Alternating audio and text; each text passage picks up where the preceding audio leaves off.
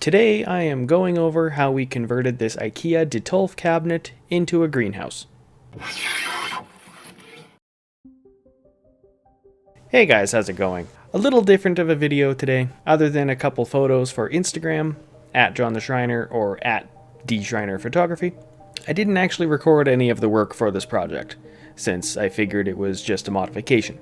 But Danielle convinced me that I should at least do an overview of the project to maybe give her fellow plant people some ideas. So without further ado, let's get into it. This is the Ikea Detolf Display Cabinet.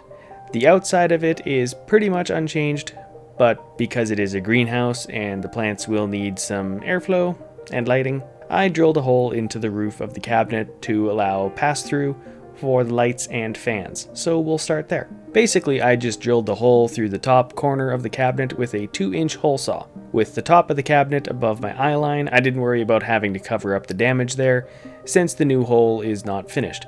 However, the bottom of the hole is visible from the inside of the cabinet, so we picked up a white desk cord pass-through cover. And since I forgot to account for the kerf of the hole saw, I needed to widen the diameter of the pass-through. I did that with a little bit of masking tape. Moving into the interior of the cabinet, it originally had glass shelving, however that limited airflow quite a bit, so we ended up swapping it out with the basic builder white wire shelving, which we just picked up from the hardware store and I cut to size with the angle grinder. We bought it new, but it didn't occur to us until afterwards that we probably could have just picked up something from the restore or somewhere else where it was reclaimed for a bit cheaper, especially since we were just cutting it up to size anyway. For the backing, we picked up a couple of the 14-inch Ikea Scatus pegboards with a couple of the organizers and hooks, so Danielle could make use of the upper portions of the shelves as well. Since there wasn't a way to secure the pegboard to the glass, I didn't worry too much about it, and we just used several zip ties to tie the pegboard into the shelf supports. Moving on to lighting. We picked up a couple of the 12-inch Fiat Electric full spectrum LED lights and zip-tied one above the top shelf and one below the middle shelf. Danielle's hooked up quite a few different grow lights at this point in time, and I think that these ones are my favorite at the moment. The light coming out of these ones are a lot cleaner of a white light, where the other ones have a varying degree of purple to pink tinge. For airflow, I went completely custom.